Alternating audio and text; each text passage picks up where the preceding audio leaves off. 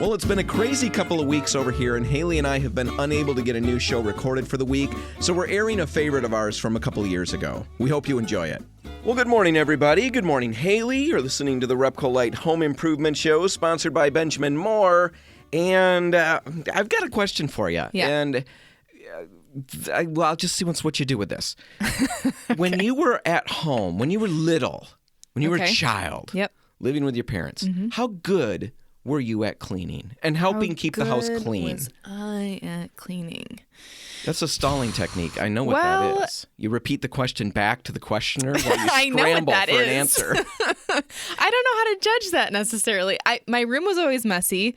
I did the chores I was asked to do, but my dad was pretty particular about the way something was vacuumed. Like you had to go in like specific like lines. You know, the people that want like the lines in the grass, he wanted the lines in the carpet. And there couldn't be wise overlap. Man. And I would just, start in the middle and like fan out. Do that. No, I appreciate it now. I understand. But at the time I just thought he's being a jerk. But at least you were vacuuming, right? Yes. Yeah, my kids, I don't know how many times. There's probably 12 times a week. 12 times a day where I feel like I've turned into my parents. I think that's just a given as you get older. Yeah, I think that happens. But it's natural. man, I hear things come out of my mouth and I can't believe I'm saying them. Things like, what? Do you think this is my favorite hobby? Doing dishes? You think so? How about you help a little bit? All that stuff. So I was curious how you did. My kids do a good job? No. They don't. A couple do, and a couple really phone it in. Okay. And Hannah especially, I'm calling her out because she will intentionally do a poor job just to be taken off of a job. Yes, Hannah is my kind of smart.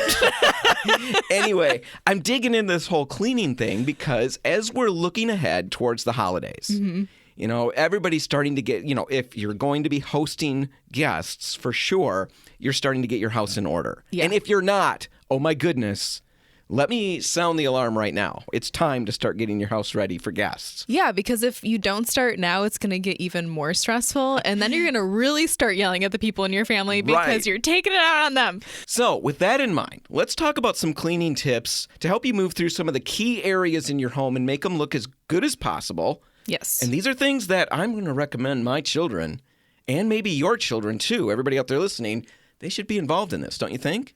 Yeah, these are lifelong skills. Right. Let's think about that. This is an opportunity to teach some lifelong cleaning skills. And let's start in the kitchen and let's start with the fridge. Yeah, because the fridge, I think, does not get the attention it deserves sometimes. Right. A couple of weeks ago, we talked about cleaning out the coils, the condenser coils behind the fridge or under it, depending on where it is on your model. That's important. But now we're talking about inside the fridge because there's going to be so much action here, right? Especially Thanksgiving. People are in and out all the time. You want your best foot forward with this. They're judging all the spills on the bottom and the crusties that none of us want to look at. The judging is what this is really all about, and we all know that. We're just trying to not be judged. So how do you clean the refrigerator as easily as possible? Now, we all have done this before, hopefully. If not... I'm not coming over. Yeah, you're in for an experience. But there are a few things to think about, and, it'll move you through it quicker. But first off, obviously, empty the freezer and fridge into coolers. Really great step. Don't worry about the food so much because the frozen food, if you stack it correctly in the cooler, will keep the other food. Keep the other stuff looking good. So get that going, then unplug the fridge and let it warm up just a little bit. I love that tip. I've never done that before, but I know exactly why you would do that because every time I clean the fridge, I end up getting like the cleaner or the water and soap mixture that I'm using. It starts to freeze while it's in the fridge. Right. And it doesn't work clean as well on a cold surface, so let it warm up a little bit. Also, here's another tip that I really like, I stumbled onto, and we've talked about it in regards to other projects, but it really makes sense here too. Take a photo of the setup that you've got going on in the fridge after you've removed all the items. Like the shelves go in a specific way. I don't know how many times I've gotten it all back together, and then I go to put in my milk or whatever, whatever it is, the coffee creamer, and it doesn't fit. No, it's not the right height. Right. Yeah. And it's always the last thing that I'm putting in, so I've got to remove everything back out. Right, and move all the shelves up. Don't do that. Take a picture of it before you get started. Yeah, that's so smart. Once you got that going, wash the shelves down, the crisper drawers. There's all kinds of homemade cleaning solutions you can find online. A tablespoon of dishwashing liquid mixed with 2 cups of non-abrasive vinegar cleaner. That works great. Super good. Baking soda if you need like a little bit of aggregate in there to really get some tough stuff up. Right. I think the most important thing with any of this is don't use something with a super heavy odor or strong chemical smell because that can get absorbed into the food. Right. Then put the fridge back together, put an open box of baking soda in there to absorb other smells. Yeah, keep it fresh. Keep it fresh and you're good to go. Let's move on to the stove. Yeah, we've actually talked about some really good stove cleaners in the past on the show. Method, the Zepp Heavy Duty Degreaser, both are pretty much natural cleaners and they work really well, like better than some of the heavy chemical stuff. Right. Method and Zepp, we'll put links in the show notes. They're definitely something to check out, pick up. It's going to help you breeze through that. Another thing you can do in that kitchen that will help tons is to declutter the counters. A lot of people crab, I crab. We all crab. You don't have enough counter space. Right. We don't have the counter space. You can clear that stuff off and move it to temporary spots. Yeah, like the toaster. You don't need that out right now. Right. Just put that it away. Can go on the coffee table in the living room if it's shiny and chromy. People like that, right? It's a kind of conversation retro. piece. Right. It starts conversations. Exactly. No, get it out of the way. That'll open up that counter space for food prep. All right. What about the bathroom? Let's transition to that room. The CLR Brilliant Bath Cleaner is a really good one for the bathroom. It cuts through like the calcium, lime deposits, the hard water, and your favorite, soap scum. This is like your nemesis. It is. It is. And I stumbled onto that cleaner early on in the year. It's really, really effective on soap scum. I love it in the bathroom. If you're looking for something that's going to help you move through a lot of different surfaces and get them looking great again very, very quickly, pick it up. Super inexpensive, something to look at. CLR Brilliant Bath. And then the regular CLR works really well in toilets, actually. Same kind of deal. Gets rid of any of those hard water deposits. And they're very unsightly. They are. Yeah, you don't want to deal with that, especially with guests over. It raises questions. There's a lot of confusion going on. So you can take care of that ahead of time. That's great. It works really well for that. I just poured it into the bowl. You know, there was already, clean water in there, and I let it sit for a while, and then I would scrub those stains, and that worked fairly well. It would have been even better if I'd removed the water from the bowl. Yeah, you said this earlier. I've never done that before. Yeah. How do you get the water out of the bowl? Well, you turn the water off, the supply off for the toilet, all right? Okay. You have that little knob there. Turn it off. You flush it, and you hold that down, hold the flusher down until all the water's out of the tank. Then you get a plunger, and you just very carefully and gently plunge that last little bit of water out. You just basically push it down and it will push it into the drain pipe. So you'll remove most of it. Then if you really want to be picky, you could get a towel. No, I'm not doing that. The kids' towels or something to mop up the rest of that water. But you'll get most of it out of the bowl, and then the cleaner's going to be even more effective. You just want to make sure that you're not going after any of these hard stains with any kind of an abrasive cleaner. You don't want to scratch the porcelain. Okay, yeah, that's a good tip. And I found that I didn't need to do that. Get some gloves, pour that CLR in there, let it sit for a little bit, and then do some scrubbing. You'll be amazed at the results, and everybody will be pleased. One more bathroom thing is declutter. I have a lot of products that get left out and medicine cabinets that get messed up on a daily basis. And let's be honest, guests are nosy. They're going to look. They're going to peek. Get those things decluttered. Now, if you're going to get cleaning supplies, I think there's one, Haley, that you recommended. We've got just a few seconds. The Mr. Clean Magic Erasers. Yeah. I think that they work really well on just about everything. Like, I got it to remove scuffs on the wall. Works great for that. But honestly, stoves, amazing. Fridges, perfect. Yeah, they work for almost everything. You definitely need to try them out and test them on your surface to make sure there's no problems. But something to consider. It might be a great tool to have in your arsenal as you're getting ready to prep the house. Now, all right, we're going to take a break, and when we come back, we'll be on the phone with Zach Krieger from Ayers Basement Systems. That's all just ahead. Stay tuned.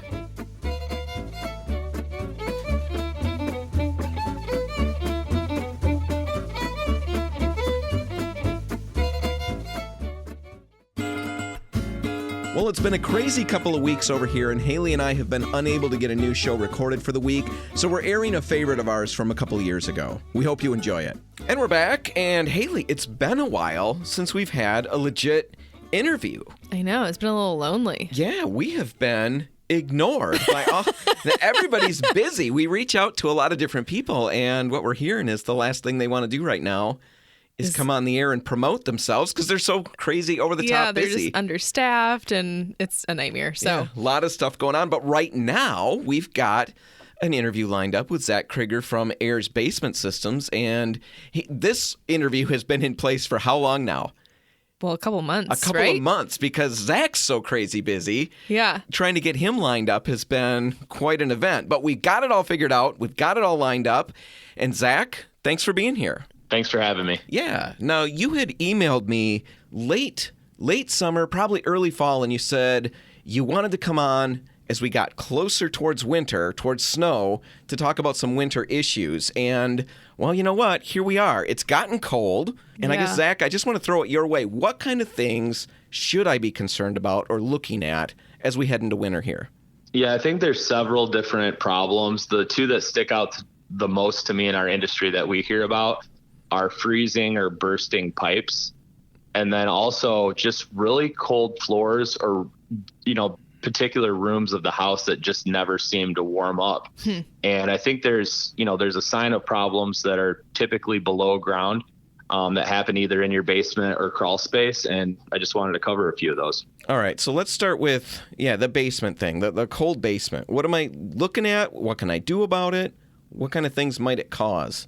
Well, so the first thing that I think about in terms of your home envelope or the energy envelope is really outside air penetrating the home and getting inside the home, and then due to the stack effect really making its way upstairs and causing some freezing cold areas. So for example, in your rim joist area, that's where your foundation wall and the stick built portion of your home, the wood portion of your home actually starts. Okay. There's little cavities that are about 1 square foot. So if you go in between your joists, a lot of times you'll see fiberglass insulation up there. Yeah. And it's discolored. It's nasty. Mice like to get in there and leave their droppings and make their homes.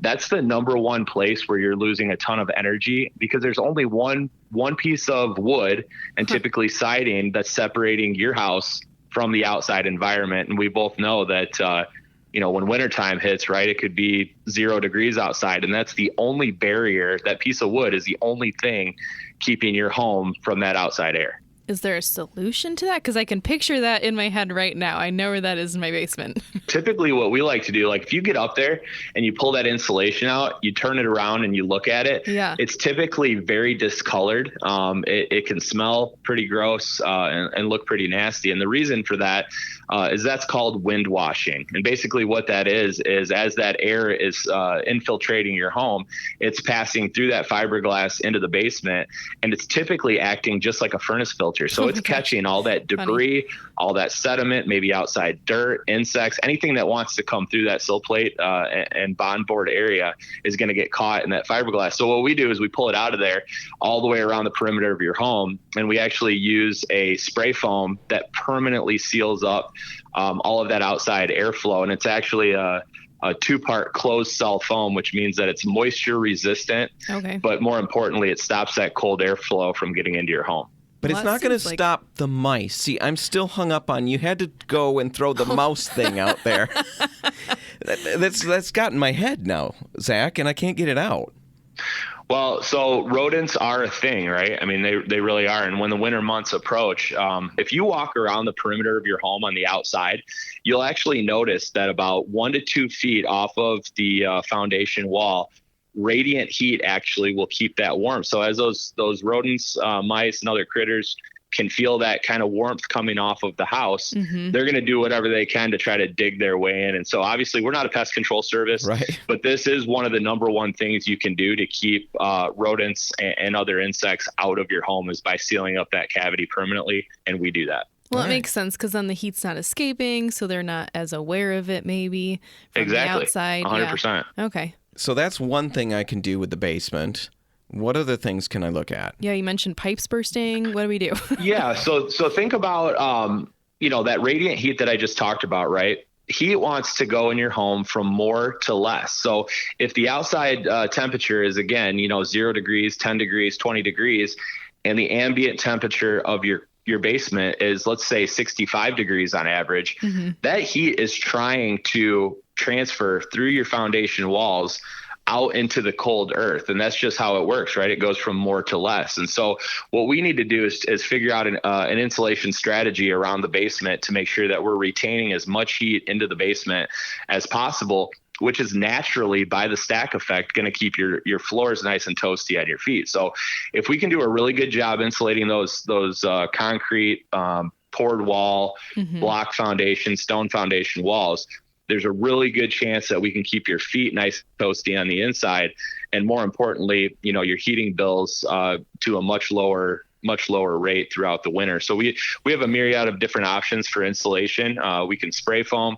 We have a lot of panel type insulation that gets mechanically fastened to your walls. And so we have a really cool product that's got studs built right into the insulation. So it takes out any type of organic matter like wood and things like that. You can check those out right on our website at goayers.com for all those different applications. I like that idea. So basically, how do I get this process started? I mean, do I do a little evaluation on my own, or do I just walk down the basement and I decide, hey, it's chilly, I need to do something? Is there something specific I should be looking for? I think a lot of times, because we all are in our homes and we spend a lot of time there every day, there isn't really an exact science. I mean, if you have us out for a free estimate, I just love some of the tools that we use that most homeowners don't have. Like, for example, we'll use an infrared camera that will show you, as we kind of do an evaluation around your basement, that will show you the cold spots and kind of where you're losing the most energy, which I think is a very powerful visual tool to see in person.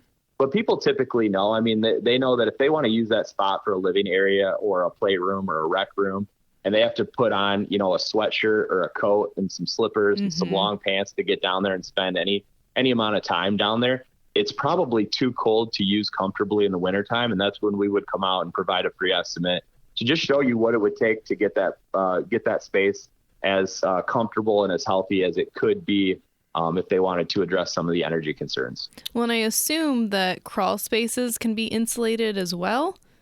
Yeah, so crawl spaces, we just think of like a miniature basement, right, or a little basement. And so they typically will have like dirt floors and sometimes even, a combination of like dirt and stone walls.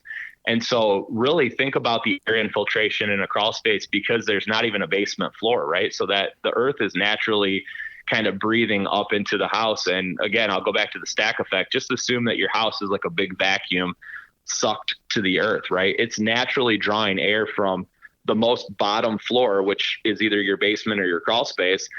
And it's pushing that air, it's sucking that air up to the first floor. So if you have really cold air that's coming in from the outside during winter, and it's making its way into your crawl space, your floors are naturally going to be cold. And I'm sure you guys have seen, whether it's a basement or crawl space, you've seen that insulation. People have tried to insulate their floors and they wonder, why is my floor still cold?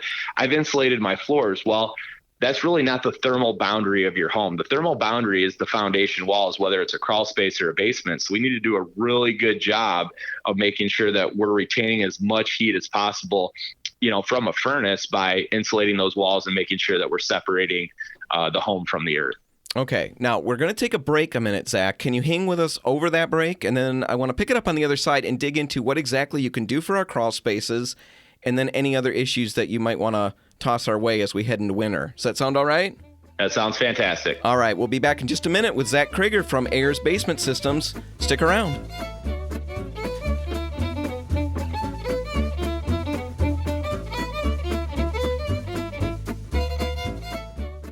Well, it's been a crazy couple of weeks over here, and Haley and I have been unable to get a new show recorded for the week, so we're airing a favorite of ours from a couple of years ago. We hope you enjoy it. And we're back, and we're still in the studio. Well, we're on the phone. Yes. Haley and I are in the studio, and we're on the phone with Zach Krieger from Ayers Basement Systems.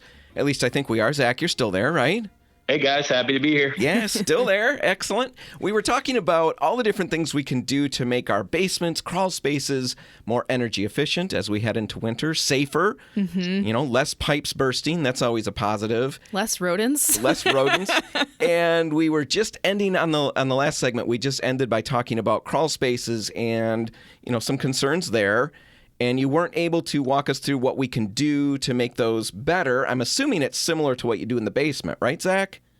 Yeah, there's just a few small differences. A crawl space is really nothing more than a short basement, but a lot of them are dirt. They're open dirt floors. And so one of the things that we like to do is get in there and encapsulate the space. And basically what that means is we want to line the space and then seal off any outside air that's coming in. And so if we can really control that environment, make sure that we're controlling the energy envelope of the home, it's going to do a couple things. Number one, if we can keep out that cold outside air, it's going to make your home more comfortable. And you're not going to have to wear, slippers every day and worry about your feet going numb while you're watching your favorite TV show, which I think is huge.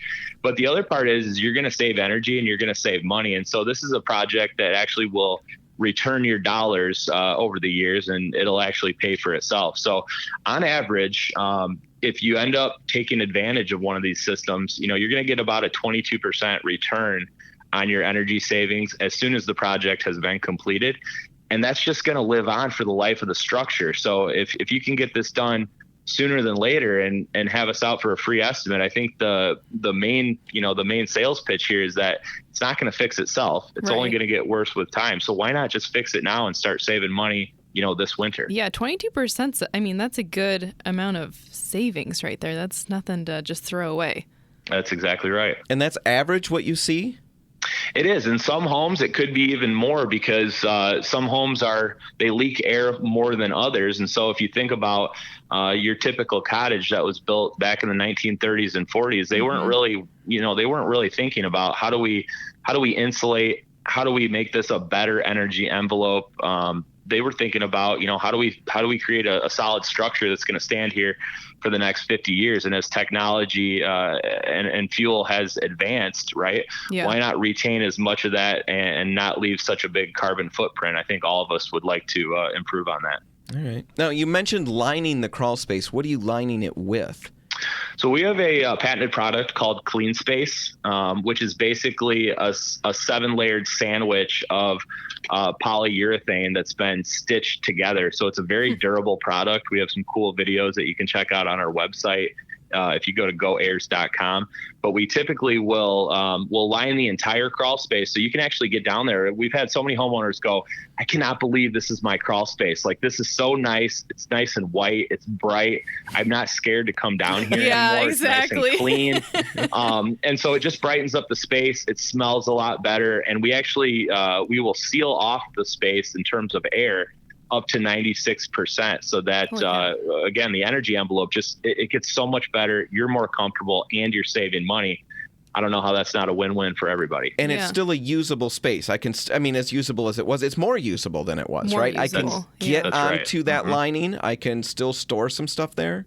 Yeah, it's very rugged. One of the warranties that we give you is that it's cut or basically like dent resistant. So if anything happens to it within a 25-year period, we'll actually come out and replace that section for you for free. So I think the number one thing I hear from like contractors, guys who install, water heaters, furnaces, those kind of things down in crawl spaces, they love coming in after we do the work.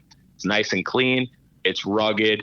It makes the space a lot healthier, and it's protecting the structural integrity of the home, all of the wood products, because there's no more mold.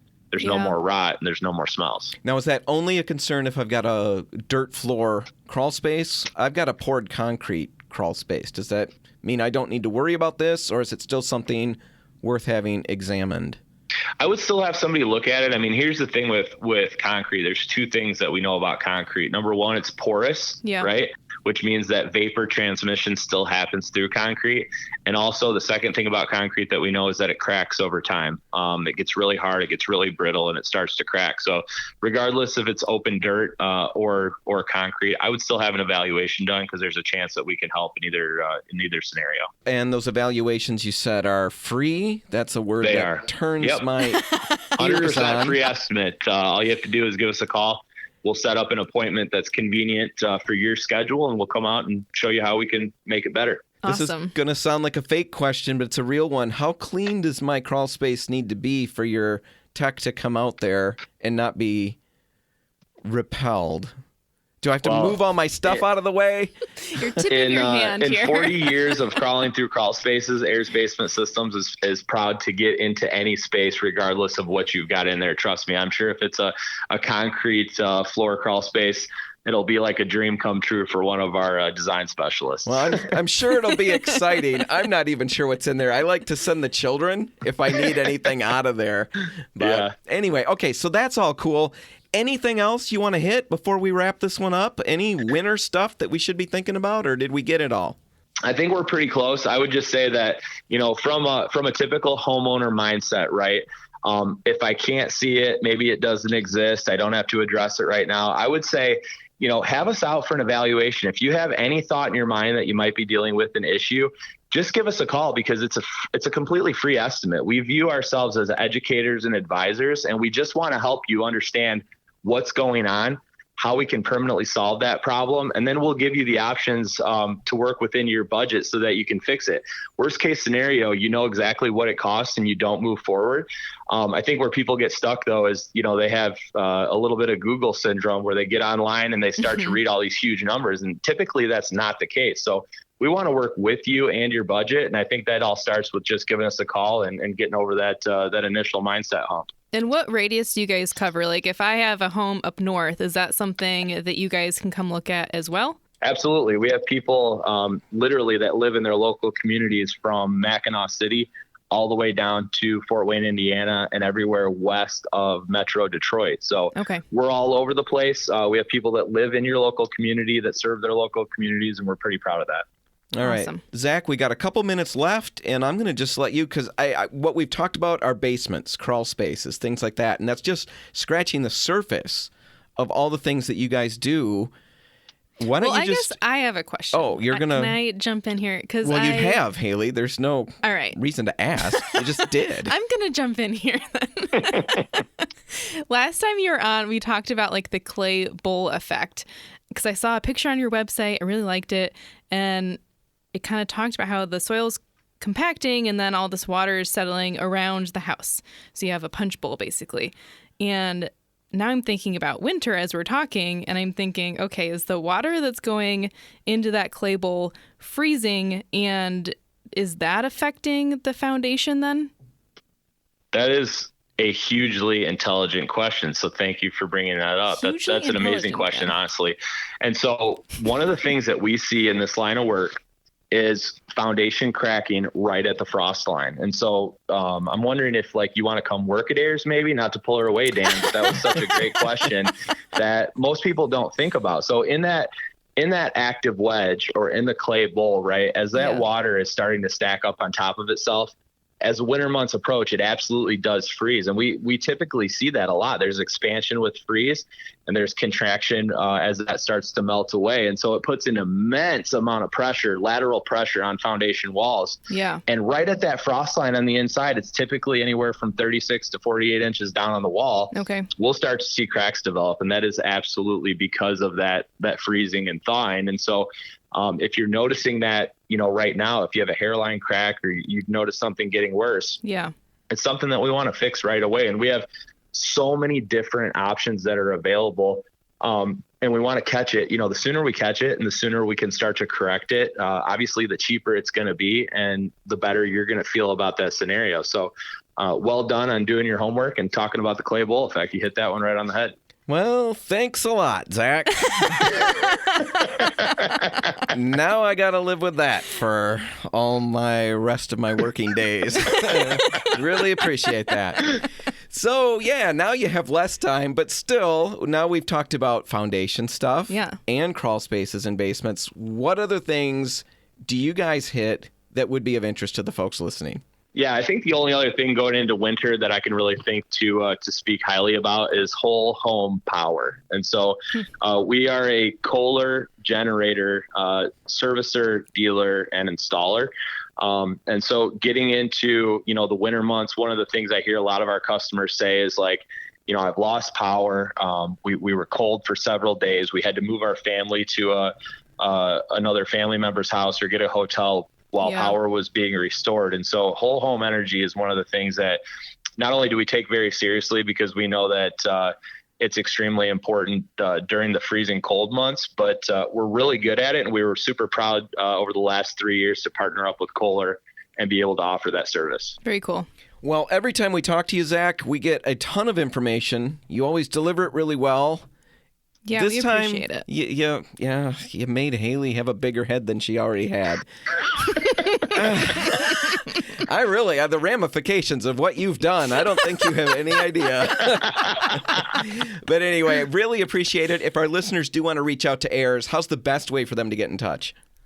Yeah, if they wanted to go online, they can schedule a free estimate at goayers.com, or they can give us a call at 866-379-1669. And again, we will set up a free estimate at your convenience. Excellent. If anybody out there wants to get a hold of Zach, maybe he'll compliment you as profoundly. Yeah, because now you guys have all the information. You can ask a really intelligent you can question. all be complimented as well.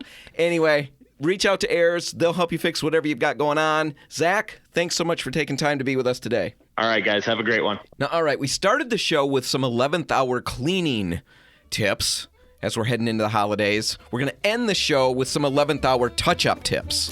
It's going to be fun. That's all coming up in just a minute. Stick around.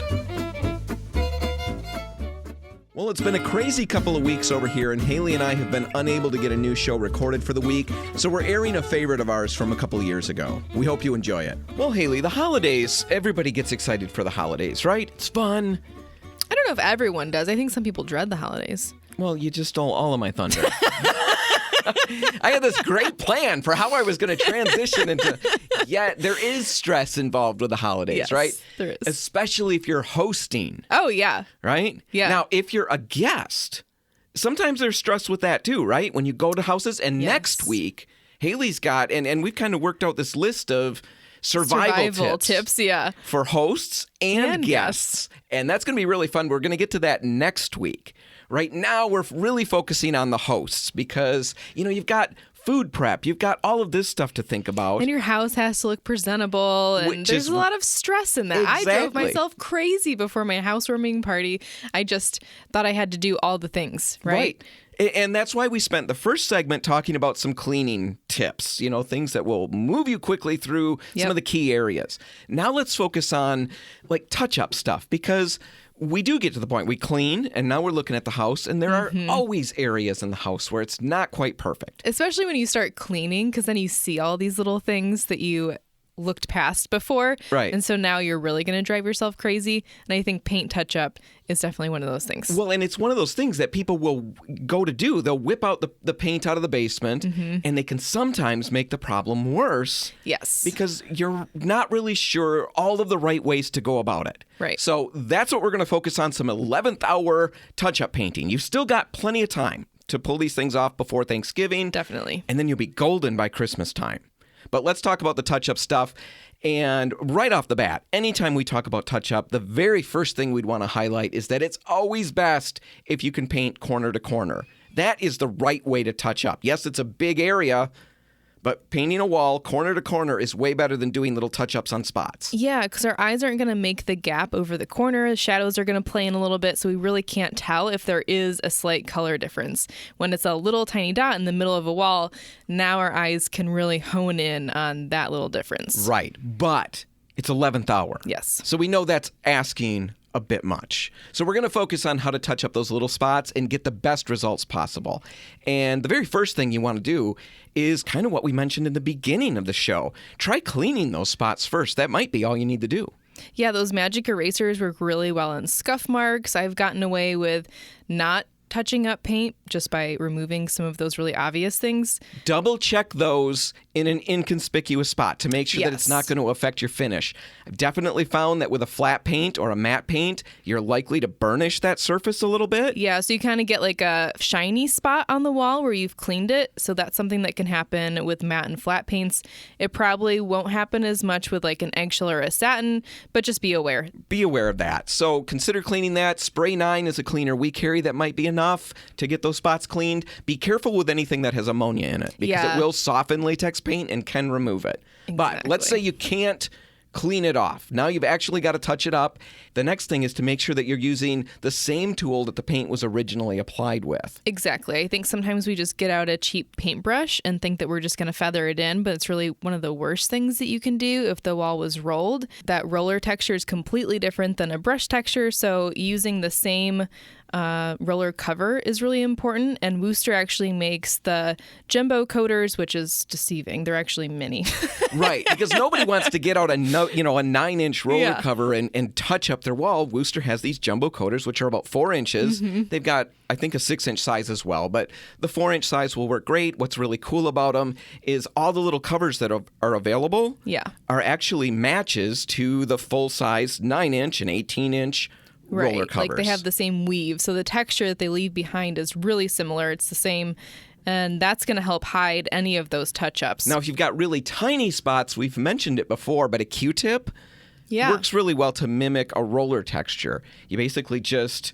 How would you describe that? You twist it in your fingers and kind of use the flat side? You're just kind of rolling the Q-tip against the wall as you go up. Like a little tiny itty-bitty Barbie-sized or G.I. Joe-sized for the dudes roller cover. That will work well for those small spots. Now, when you're doing any of that, and if you're brushing, because if the paint was originally applied with a brush and where the area where you're touching up, you'd use a brush. When you're doing that, you've got to feather it out, and that's what's going to make it hide. Right. You want to apply thin coats of paint and just do multiple coats if it doesn't cover right away, rather than slapping a big, thick, Yeah, that could tend to be much shinier. It could tend to run. A lot of different things can happen if you try to make one coat cover. Lots of light coats is better. Feather them out around the spot, applying less and less as you get further away, and it should hide as it dries. Which brings us to the last point, the drying. The drying. Gotta make sure you give it time to dry. Sometimes people freak out right away. It's true. Paint changes as it dries. It's going to typically darken, and the sheen will lessen as it dries. We've definitely had people come into the store thinking that they used the wrong color to touch up because they just didn't wait for the paint to dry. So it looks like, oh my gosh, this is totally lighter than the wall color. I need a new gallon of paint that matches the wall. Yeah. And then they go home and find out it was the right paint. It just needed to dry all the way. Don't freak out. This coming from somebody who tends to freak out. Don't freak out. All right, so that's touching up your walls. If you have any questions, stop out or call any Repcolite or Port City Paints and we'll help you. What about dinged up woodwork? Let's say you've got an entire room, all the trim in the room is stained and varnished and dinged up. Lots of gouges, lots of discoloration. How do you fix that quickly, Haley? You had a really good one for this, and it was using gel stain. You can find it at Repcolite or Port City Paints, but it's a really heavy-bodied stain. It's like a gel, and you can just kind of buff that in to all of those dings along the trim, and it's a lot faster than going over it with a tiny little marker. If you have a lot of spots, this is going to be the way to go. Right. You buff it in, and then you remove all of the excess from the surface. Exactly. It's just going to settle into those little gouges and little scratched areas and probably will make it invisible. You probably won't even notice it. Yeah, there's a lot of different colors in woodwork, so even if it's not the exact same color, it's going to blend in. Right, and if these are tiny little areas, you're not going to have to put a clear coat or anything like that over top. You just put that gel stain on, buff it out, and you're good to go. If you've got just a couple of those areas, small little gouges or scratches that really annoy you, that jump out at you, that drive you nuts, you don't want to go the whole gel stain route. As we kind of mentioned earlier, as we were talking about the gel stain, you could just get a marker, a brown marker, and color it in. Yeah, and they make specific ones for that use that are meant to go over stain. Right, and I've used those, and I've also made it work, 11th hour stuff, with just markers that I found around the house. We're talking... Like kids' markers? Yes. We're talking tiny little fix-ups. I wouldn't recommend that on any large scratches or anything. Then you want to get the right thing or use the gel stain. But tiny little areas... I've always wondered if they're really something different. Like maybe they are just the browns that come in a normal pack of markers. Well, I know that it made it work. It hid the scratches, and it really made me a lot happier than I was. Anyway, all of those things can be done to get you ready so that your house is absolutely as pristine as possible when the guests come and start dinging up your walls and your woodwork and all that again. And now you'll know how to fix it when they leave. All right, that's all the time we got. We're going to wrap this one up. If you want to catch it again, you can find it online at repcolite.com. Whatever you do today, make sure paint's a part of it. The Repcolite stores are open Monday through Saturday, and then Sunday, we enjoy a little family time. Day of rest. We want to help you with whatever you've got going with your projects. Stop out and see us. I'm Dan Hansen. I'm Haley Johnson. Thanks for listening.